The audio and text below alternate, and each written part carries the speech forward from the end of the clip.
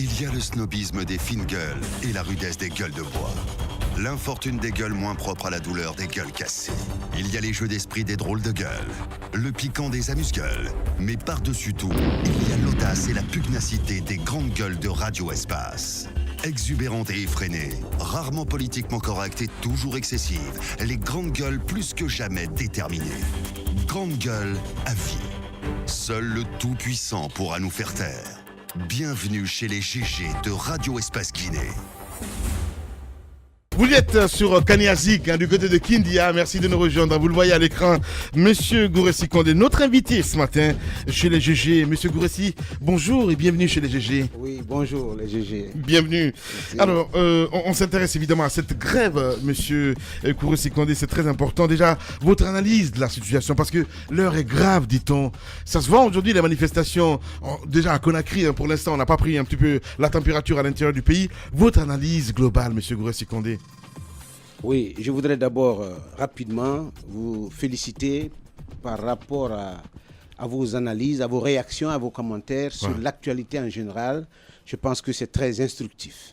Le dernier volet, le dernier épisode que j'ai suivi est très amusant. Nous avons tellement de querelles dans ce pays aujourd'hui. Il ne faut pas ajouter jeune et vieux. Ça sera une querelle de plus, fort heureusement. Alors, ceci dit, il faut sortir de la grève.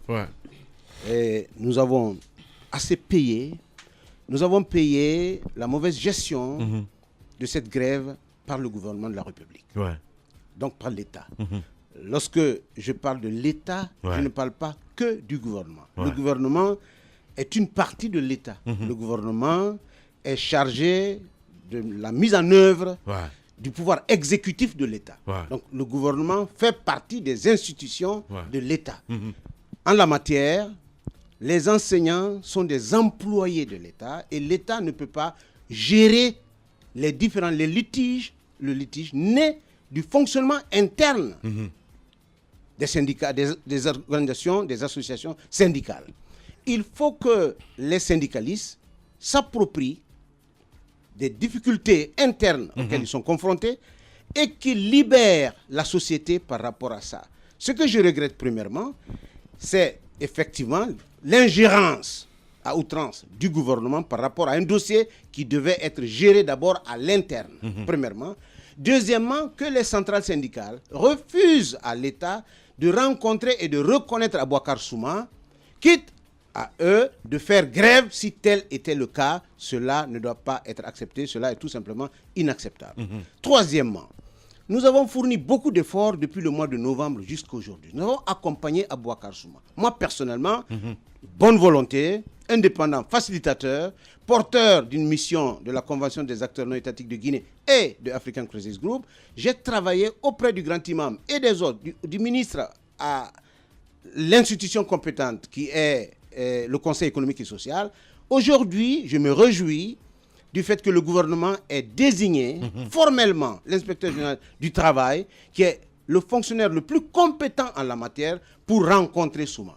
Depuis 48 heures, tous les efforts de ce haut fonctionnaire sont mis à l'épreuve, sont en vain, parce qu'il y a un refus, me semble-t-il, de la part de M. Aboubacar Souma, de rencontrer l'inspecteur général du travail. Il faut qu'il corrige ça.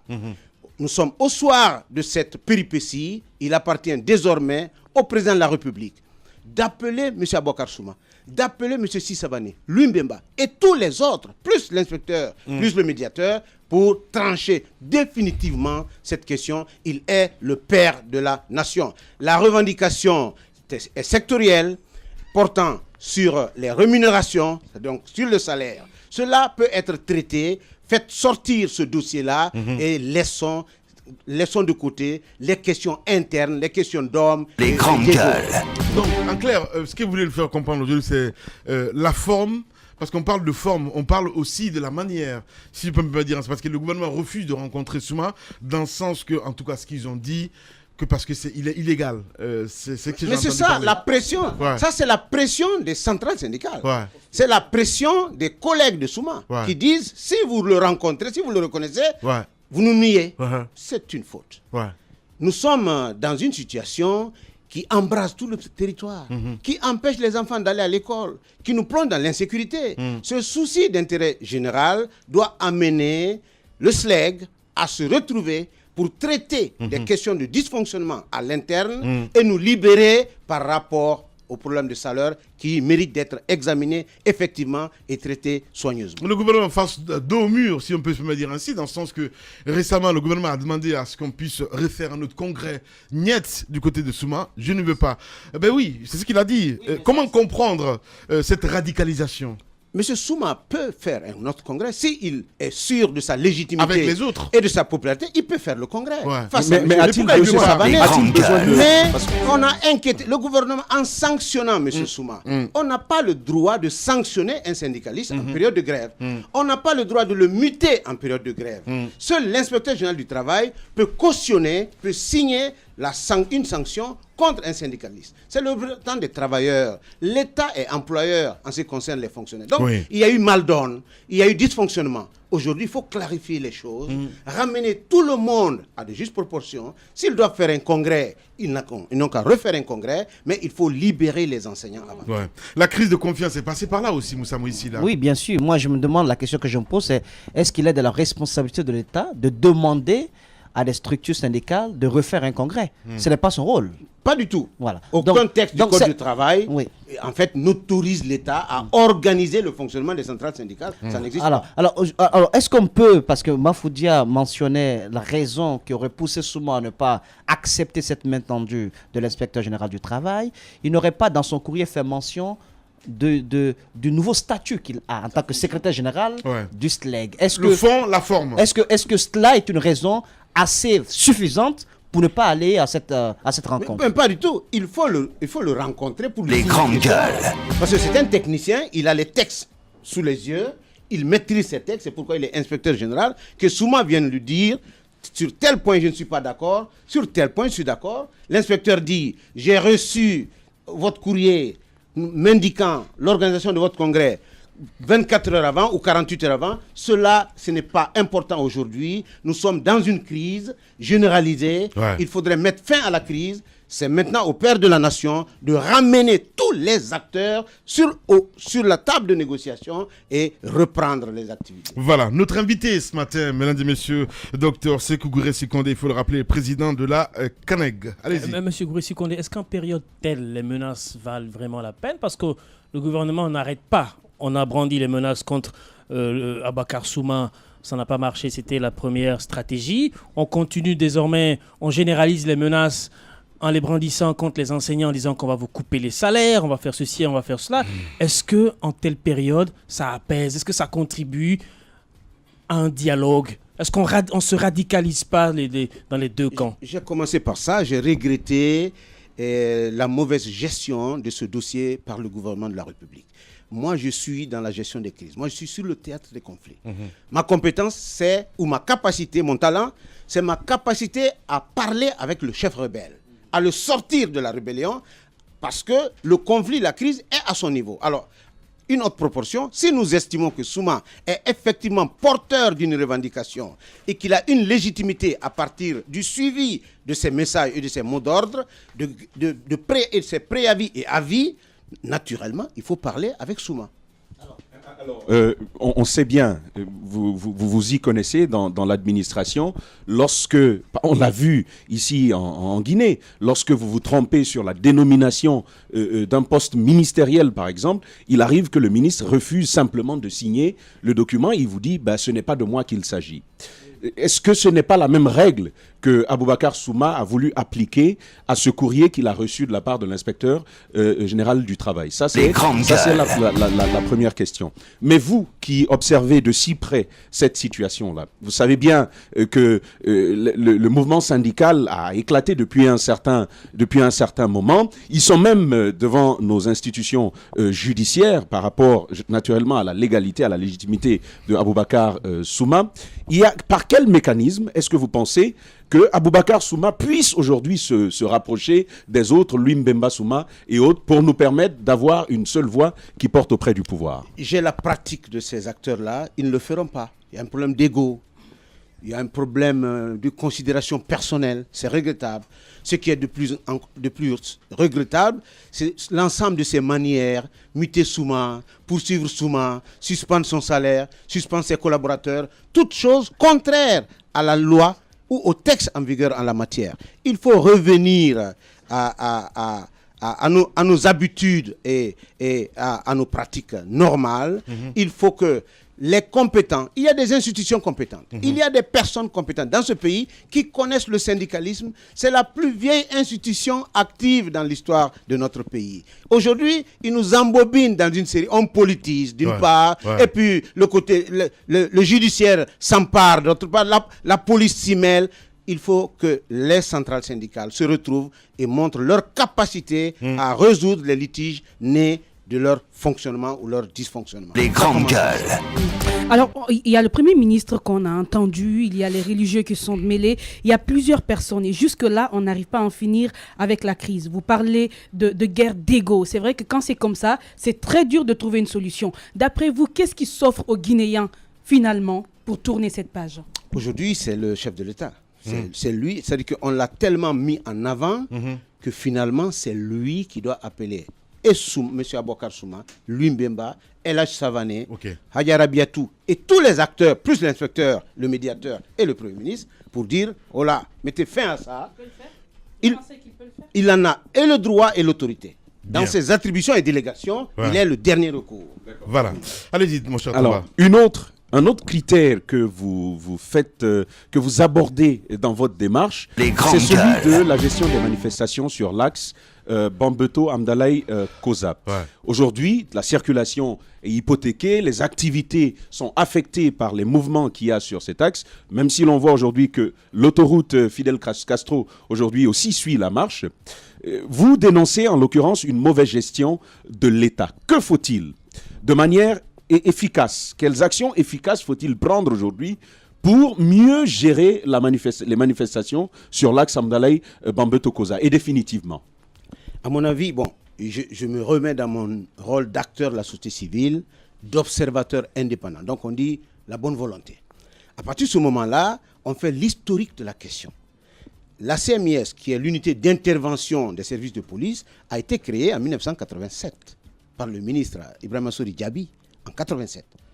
20 ans après, il y a eu les émeutes à Conakry et ce quartier, donc Bambeto Koza, l'axe a été constaté, a été donc observé comme un niveau de manifestation de mécontentement.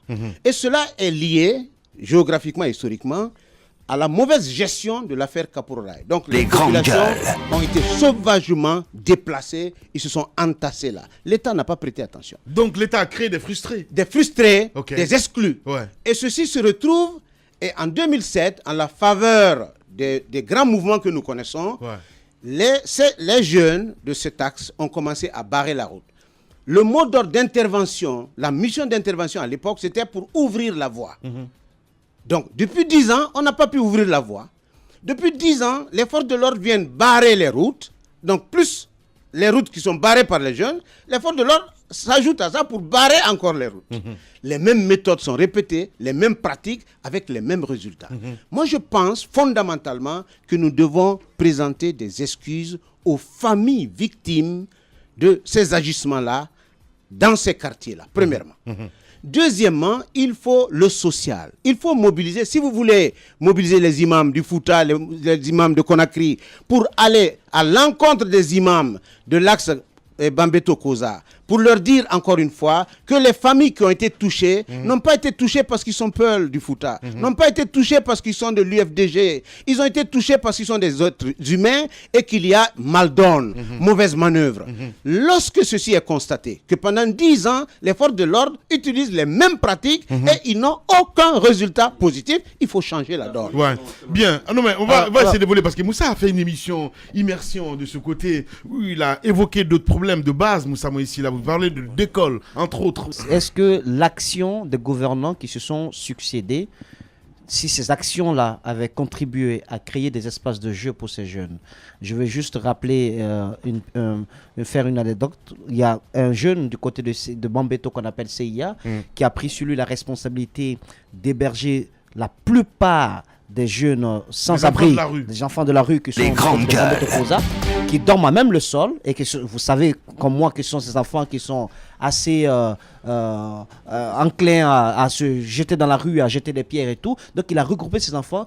Il manque de moyens, il n'est pas soutenu aujourd'hui. Si l'État avait construit plus d'écoles publiques, si l'État avait fait de sa présence là-bas, à Bambeto Koza, sa présence, une sorte de présence de service public, avec des hôpitaux, des aires de jeu, avec des écoles, avec des infrastructures de divertissement, peut-être que ça aurait pu permettre à ces jeunes-là de ne pas hériter de la colère de leurs parents. Parce que Kapoora, il y a un peu longtemps, je pense qu'il y a beaucoup de familles qui ont dû trouver refuge, abri ailleurs, mais la révolte est toujours là, présente dans le cœur de ces jeunes-là. Est-ce que l'État n'a pas manqué à sa responsabilité en ne créant pas d'autres conditions de vie pour que ces enfants ne se sentent pas exclus? C'est exactement de ça qu'il s'agit. C'est-à-dire que en excluant ou en minimisant l'espace d'occupation de ces Guinéens et Guinéennes, de leurs familles respectives, on a créé des frustrés. Aujourd'hui, ils sont dans la résistance. Ils pensent que ceux qui sont à l'interne pensent qu'ils sont touchés parce qu'ils sont d'une ethnie. Ceux qui sont à l'externe, à l'extérieur, pensent qu'ils sont touchés parce qu'ils sont d'un parti politique. Mais rien n'en est. C'est l'inefficacité de nos méthodes d'opération. Et en termes policiers, lorsqu'une intervention se répète et n'apporte pas le résultat, il est obligatoire de modifier la donne parce que ça prend la forme d'un corps à corps. En tout cas, ce que je voudrais dire, c'est qu'à partir de maintenant, à partir de ces constats-là, s'il y a un mort demain ou après-demain à Bambeto Koza, il faudrait que la société civile se porte partie civile, se constitue partie civile. Parce qu'on n'a pas le droit de dire il y a des armes. Est-ce qu'ils se tirent entre eux là-bas? Est-ce qu'ils s'entretuent là-bas? Il y a une prolifération d'armes légères dans ce pays. Ce n'est pas contrôlé. Là aussi, c'est l'État. Il y a affrontement entre les forces de l'ordre. Les jeunes ne sont pas suffisamment formés. La police que je connais, la police guinéenne, a des cadres compétents, efficaces. Il faut leur donner les moyens de former des hommes et des femmes qui utilisent le contact, le dialogue, la proximité, les filières sociales de rapprochement et d'identifier le mal et le malfaiteur. Justement, mais vous évoquez quelque chose de très intéressant dans votre intervention. Vous dites, avec les policiers, on a ces méthodes-là, à chaque fois qu'on utilise depuis 10 ans maintenant. Oui, absolument. Mais pourquoi on ne change pas? Est-ce que c'est carrément, allez, on va dire le dada de la business finalement à la fin du compte? Oui, il y a une perception erronée. On pense que c'est des partis politiques, que c'est une manifestation politique, alors que c'est social. Le phénomène de la violence est emparé d'une couche de jeunes dans notre pays que nous ne contrôlons pas.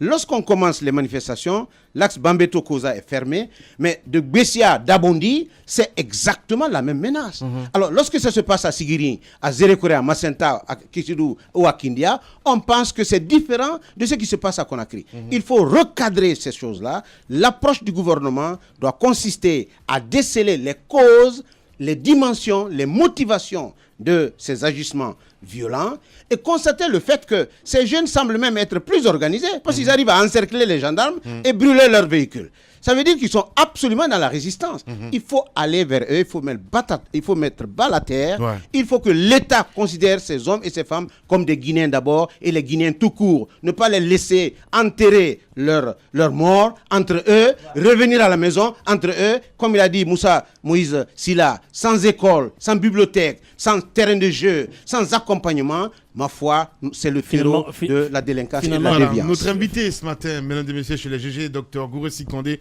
Avec lui, on essaye de trouver des approches de solutions, mon cher Roby. Finalement, la seule présence de l'État, la seule présence de la force publique, c'est les gendarmeries et les postes de police dans toute cette bretelle. Ce qui n'est pas une bonne image. Ce qui semble dire aux populations de ce côté-là qui sont complètement délaissées. Les grandes gueules. Ça, c'est la première question. Deuxième question, c'est que nous parlions ce matin de cocktail, d'une espèce de cocktail qui est en préparation, Dr Gouressi, la grève des enseignants, le problème lié au communal, c'est-à-dire aux résultats de ces communales, et puis récemment les tracts qui circulent dans cette zone demandant à manifester pour le départ du président.